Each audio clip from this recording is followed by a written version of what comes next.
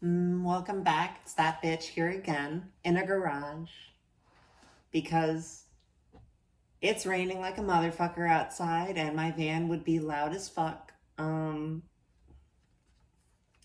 going to continue reading Queering Anarchism, and today the essay we're reading is Tyranny of the State and Transliberation by Jerry-Marie Lisegang. I am feeling like I mispronounced your last name, and I'm fucking sorry. This is like a running theme. I don't know how to say people's names, for I am culturally stupid as fuck.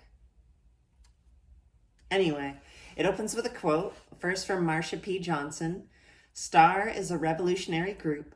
We believe in picking up the gun and starting a revolution if necessary. Our main goal is to see gay people liberated and free. From Marsha P. Johnson, Rapping with a Street Transvestite Revolutionary. The second quote, transliberation is the phrase that has come to refer to all those who blur or bridge the boundary of the sex or gender expression they were assigned at birth. Cross-dressers, transsexuals, intersex people, two-spirits, bearded females, masculine females, and feminine males, drag kings and drag queens.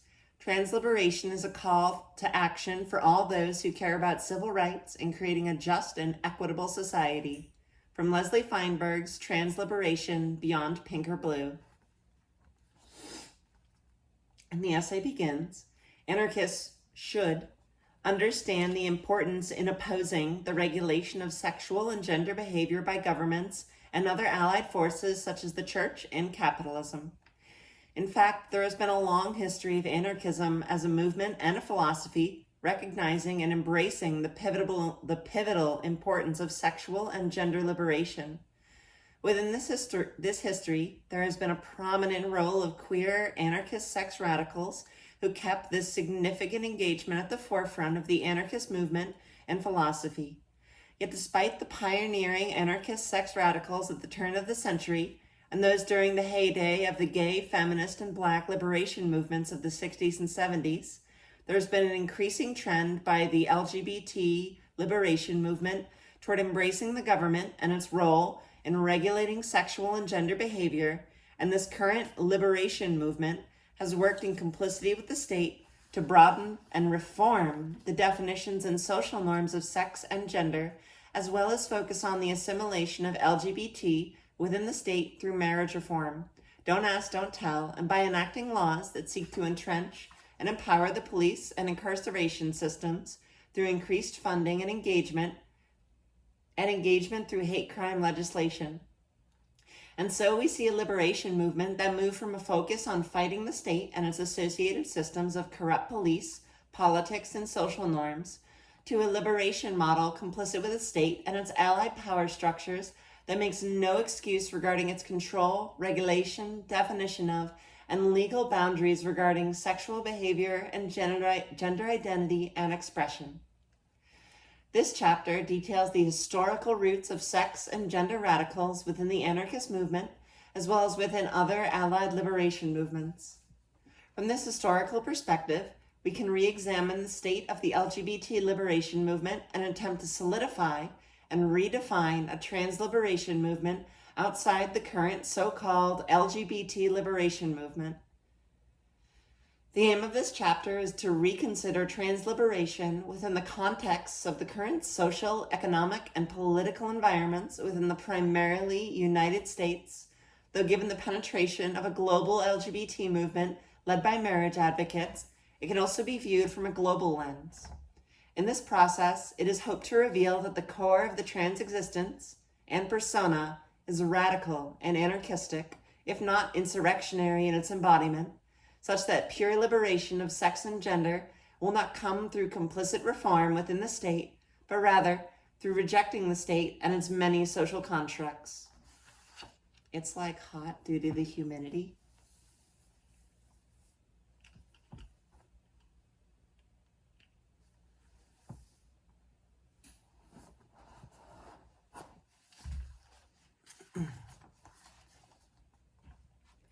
Queer anarchists / sexual radicals from 1850 to 1930, also known as first wave sexual liberation.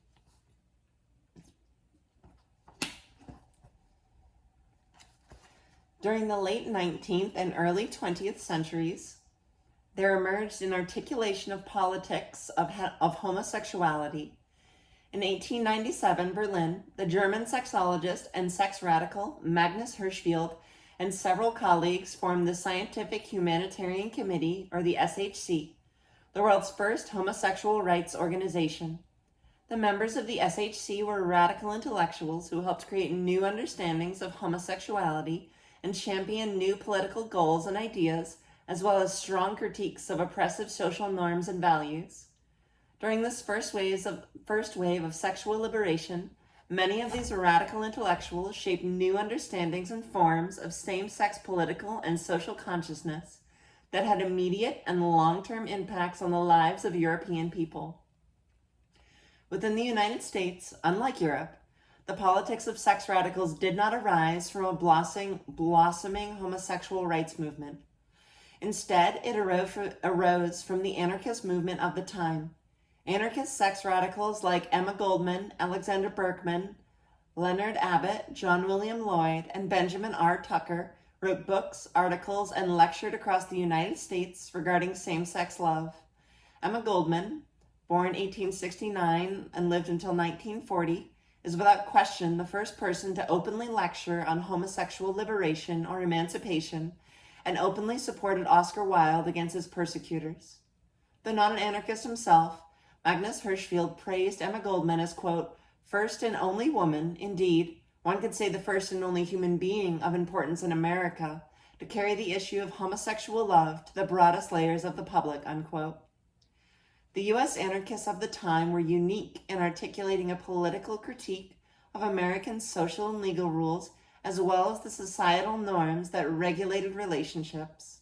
In this effort, and through leveraging the anarchist movement of the time, they were able to center homosexuality within the political debate. By doing so, they created a fundamental shift in the sexual, cultural, and political landscape of the United States, not only during their time, but also for decades to follow.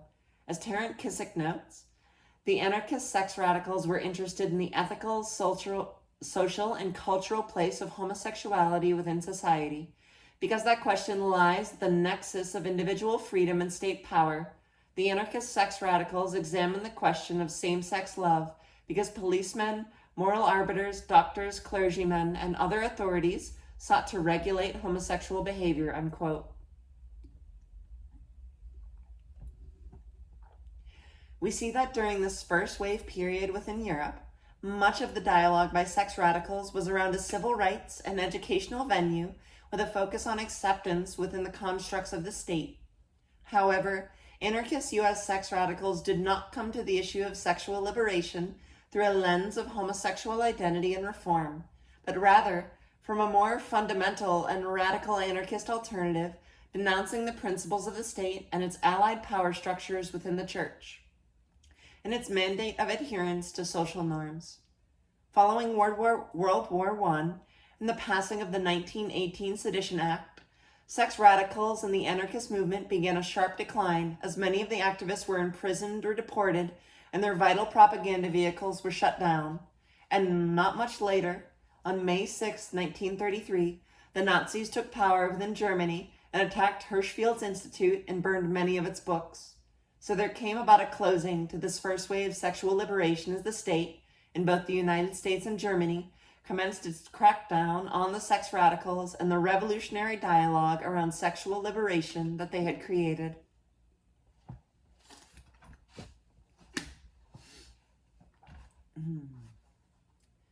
By the late 1930s, the anarchist movement and sex radicals were a shell of their original heyday of the late 19th and early 20th century. Coincidental with this decline in the anarchist movement, we saw the rise of the Communist Party as the primary vehicle of the left. Sex radicals of this period began to work under a left that was dominated by the CP, which marginalized the ideas and ideology of their anarchist predecessors. The CP was an organization that, contrary to the anarchists, enforced uniformity of belief and action.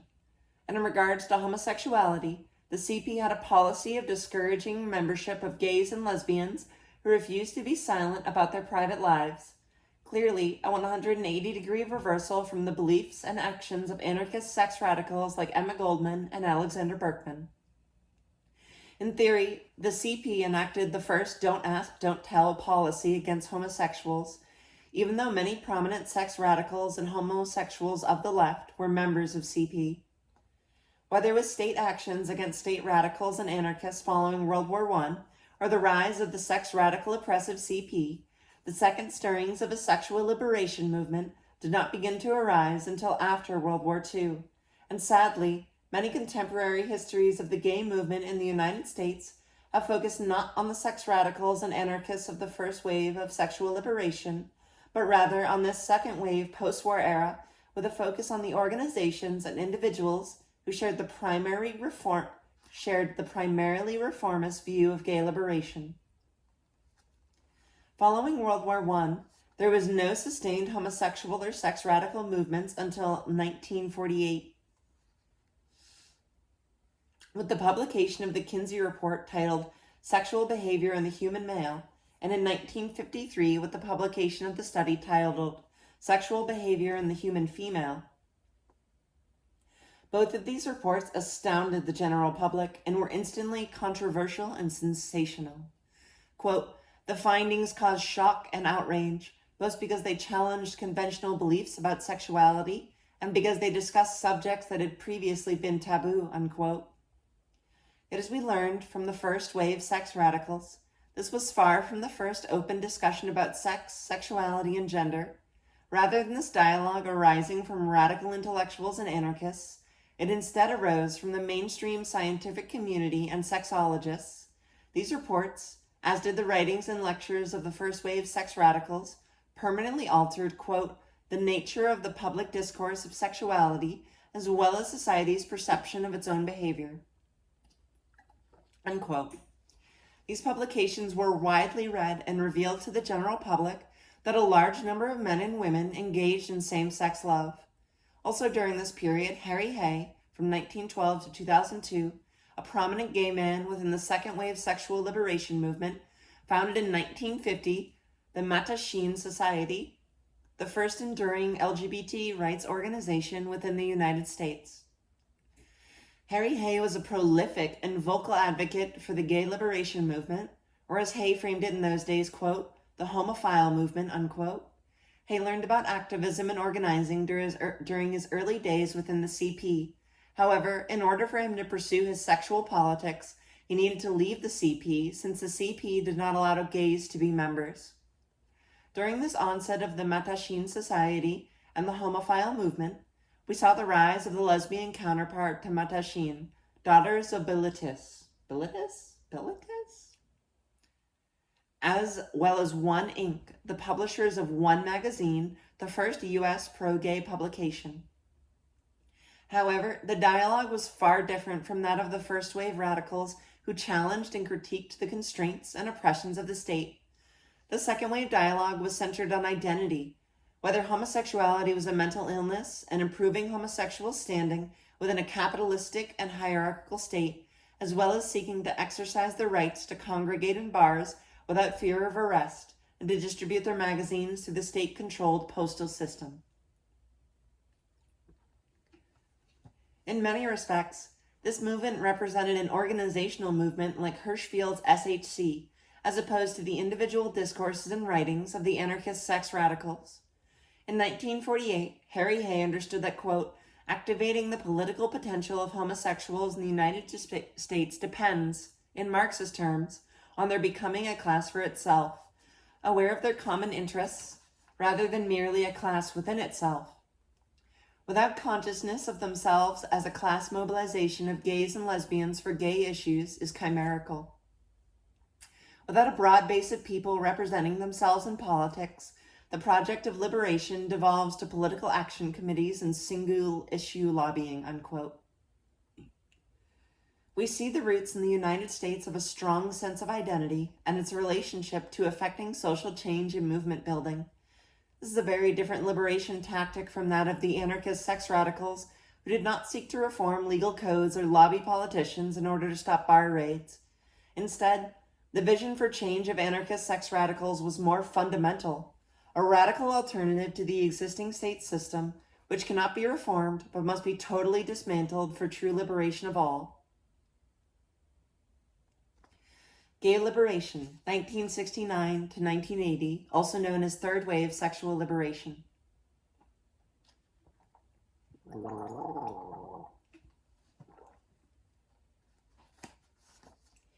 It may seem apropos to start this section with a quote from an article by Dennis Altman, whose book, Homosexual, Oppression and Liberation, 1972, was viewed as the definitive writing on the subject of ideas that shaped gay liberation at the time. Quote, a relatively small group of white, middle-aged males are in a position to make the major decisions to define the boundaries within which all of us must function.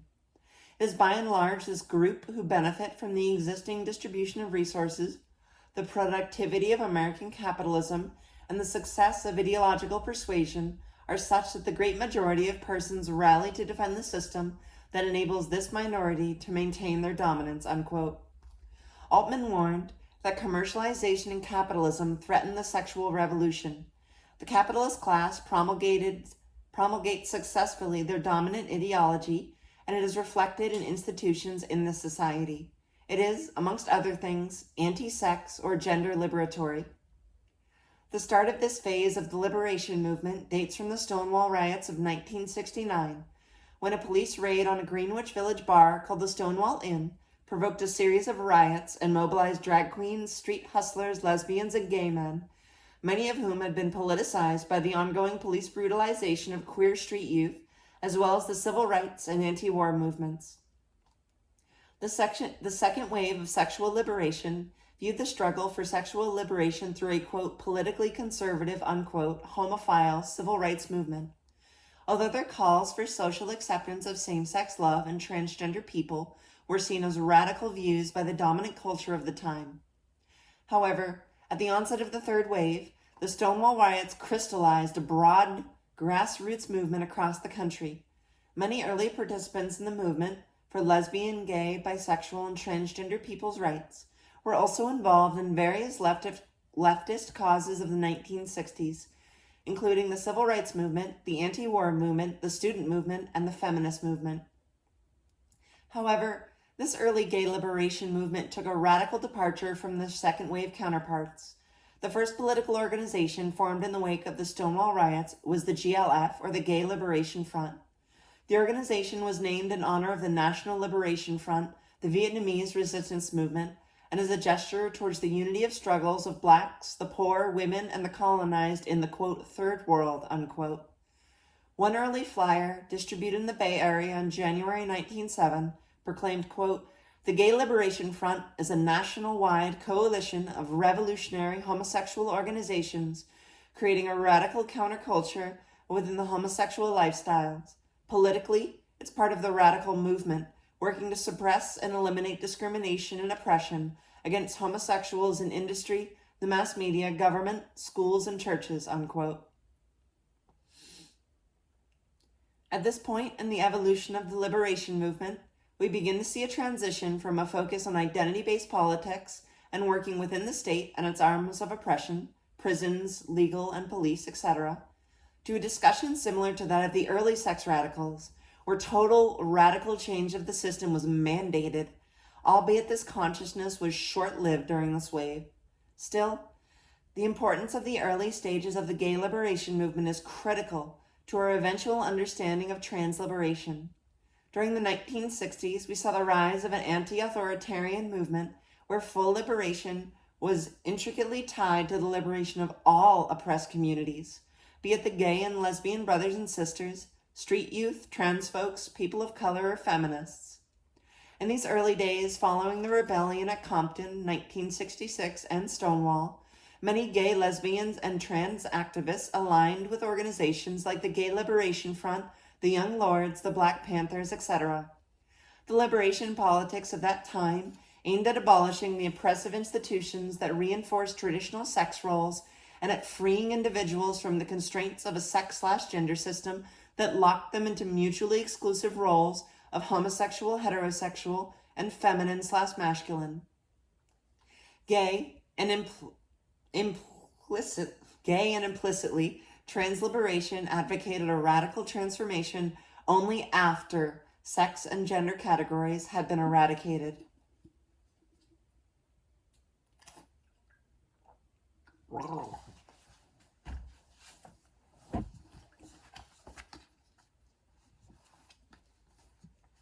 During this period, there were two prominent revolutionary organizations that were formed. The Gay Liberation Front, formed a month after the Stonewall Rebellion, and the Street Transvestite Action Revolutionaries, or STAR, formed following the occupation of Weinstein Hall at NYU in September of 1970. The GLF's statement of purpose explained, quote, "We are a revolutionary group of men and women formed with the realization that complete sexual liberation for all people cannot come about unless existing social institutions are abolished. We reject society's attempt to impose sexual roles and definitions of our nature," unquote. STAR advocated for an inclusive gay liberation that strongly embraced trans rights, nurtured homeless street youth, and worked to create a communal trans family unit. They worked to dismantle the very state institutions of a capitalistic society that they deemed responsible for their oppressions. In a publication by STAR, they noted in closing, quote, "We want a revolutionary people's government where transvestites, street people, women, homosexuals, Puerto Ricans, Indians, and all oppressed people are free and not fucked over by this government who treat us like the scum of the earth and kills us off like flies one by one and throw us into jail to rot.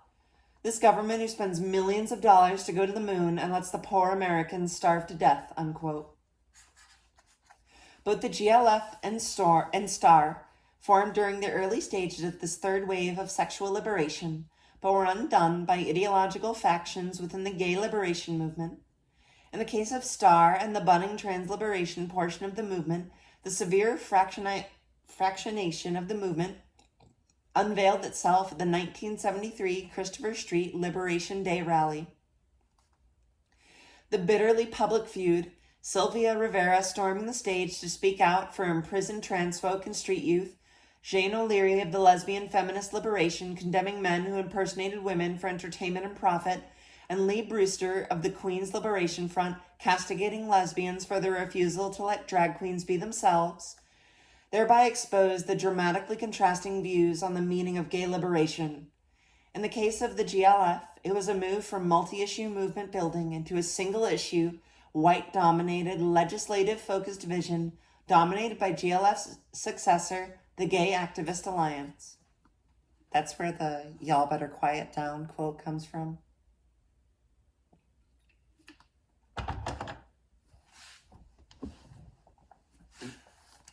I've quoted that in queer spaces when people are like, "You can't call yourself a tranny." I'm like, "Quiet down, motherfucker. Call myself what I want." My voice is tired.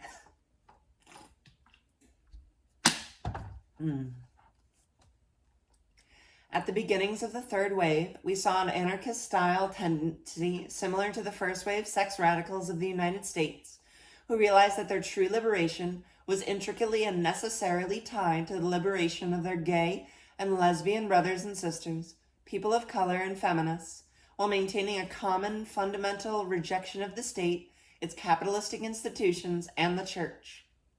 However, from the mid-70s onward, the anarchist-style liberationist framework became less important to the dominant gay and lesbian organizations, who increasingly favored an ethnic model that emphasized community identity and cultural difference, as originally championed by the homophile movement.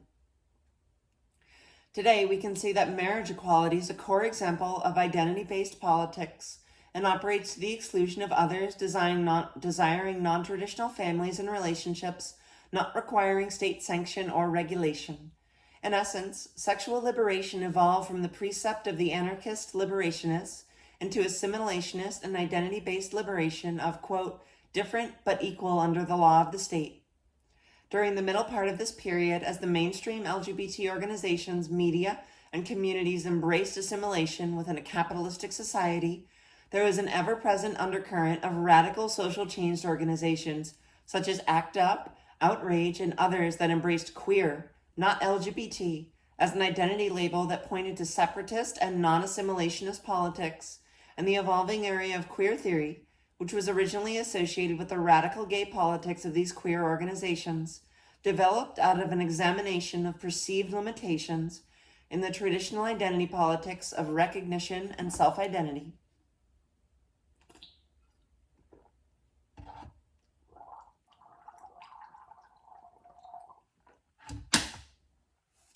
Trans liberation, aka fourth wave sexual and gender liberation. Any semblance of a trans liberation movement of today is rooted within the predominantly gay liberation movement from the 80s to the present, a hierarchical, identity-based, single-issue, gender-conforming, free market, and state/electoral-based movement.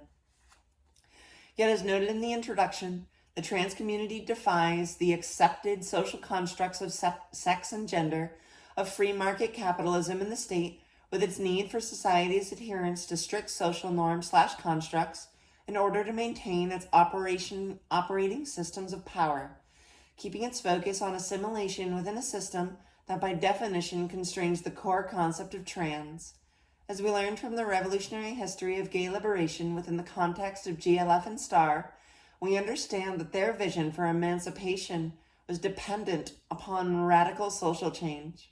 STAR in its call for a, quote, full voice in the struggle for liberation of all peoples, unquote, and a demand for, quote, identification of the opposite gender, unquote, for transvestites, foreshadowed the queer theoretical contention that, quote, biological sex, unquote, is not equal to gender, as well as its affirmation of gay liberation's refusal to assimilate. With the evolution of queer theory in the early 1990s, more than 2 decades after Stonewall, we see the promotion of radical social change, both similar and yet different to that of the first wave anarchist sex radicals and the gay and trans liberationists of the early phases of the third wave. Queer theory has expounded upon and extended the challenges set forth by anarchist sex and gender radicals by challenging not just categories of sexual orientation or identity, but also of categories per se. The subjective interpretations of sexuality within queer theory subvert any monolithic traditional notion of sex roles, gender, and even sexual orientation. Some queer theorists, as with anarchist sexual liberationists, rather than demanding inclusion, equal rights, and end of discrimination dominated by current LGBT mainstream, challenge the core assumptions of society and the normative construction of sexuality. Whereas anarchists and anarchist theory need to look at struggle on the conceptual level that queer theory provides, queer theory needs to be coupled with anarchism's critique of structural domination, such as the state and capitalism. Trans people, as laid out by anarchist sex radicals, gay liberationists, and queer theorists, defy society's precepts of gender identity and expression and challenge, at its core, societal, religious, and state demands and constructs. Sadly, I fear that we, as truly inherently revolutionary peoples, will instead seek the safe route of assimilation, as some of our gay and lesbian brothers and sisters have done before us. Yet through serious self-reflection, political analysis, and dialogue, particularly through an anarchist lens, I postulate that we can avoid the same reformist road that the majority of the homosexual movement has been trapped in. To this point, I have remarked over many years how ironic it is that a transsexual person defies society's construct of man and woman, while at the same time many in our community work so very hard to subscribe to a binary system that our bodies defy. Granted, this is a complicated analysis, and there are many reasons for so strongly subscribing back to the binaries, major drivers being safety and survival. Real shit. At the same time, it is something that we as a community and as individuals must seriously challenge.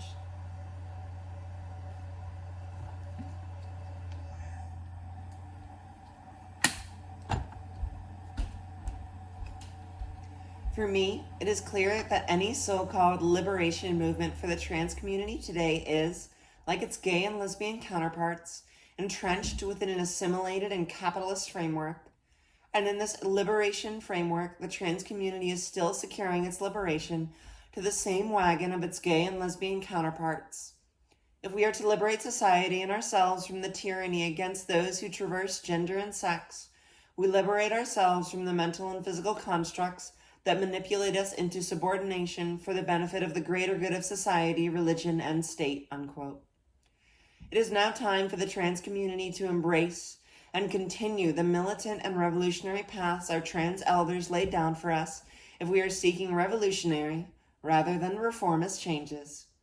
So a key tenet of trans liberation lies within the liberation of oneself and others from the tyranny of the state, religion, and society, and equally important, from our own self-imposed tyranny. And with that said, viewing trans liberation with an anarchist lens has proven an invaluable vehicle for such an analysis. As Emma Goldman so eloquently stated in her 1911 essay, Anarchism, What It Really Stands For, anarchism is the only philosophy that brings to man the consciousness of himself, which maintains that God, the state, and society are non-existent, that their promises are null and void, since they can be fulfilled only through man's subordination. Anarchism is therefore the teacher of the unity of life, not merely in nature, but in man, unquote. Challenging the state is a daunting and challenging task for all oppressed peoples, and for me personally, I am a strong believer in civil disobedience and direct action when the causes and reasons are just. However, the fear of challenging the state as a non-operative trans person is a significant challenge and barrier to putting my beliefs into actions. My heart and soul told me that by not acting upon my beliefs, I was allowing the state to control my individual expression, preventing my rebellion of a system that works to subjugate my individual identity. I actually needed to go through a 2-year process of dealing with a conscious and subconscious fear of being controlled by the system. It turned out that through a long and convoluted process, I was able to put my individual beliefs ahead of those of submission to and fear of the state's total control of my gender identity. Oddly, one night before an affinity group and I were to risk arrest shutting down a government building in New York, a dear friend and I saw the opening of V for Vendetta. For me, the transformation of Evie Hammond was pivotal to my personal transformation.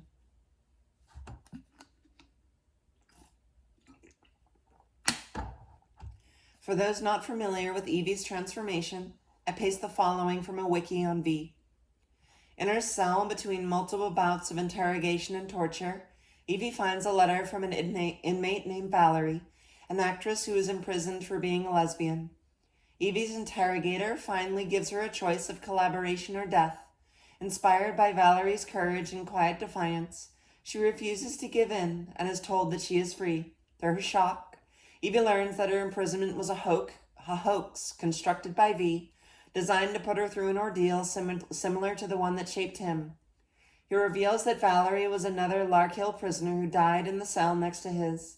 The letter that Evie read is the same one that Valerie had passed on to V.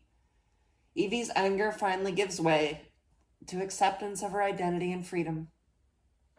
I remember that movie. That scene really fucked me up.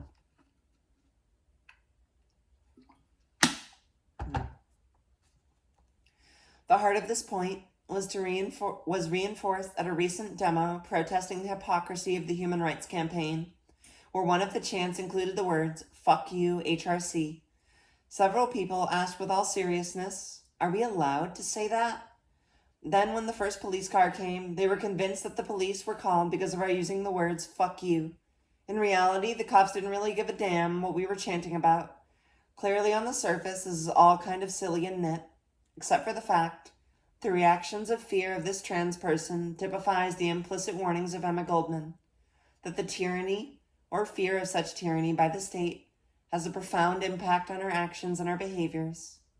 This clearly ties in very closely with our goal of achieving trans liberation.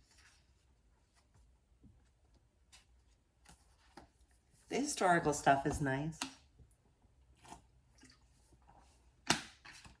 It's a lot of background.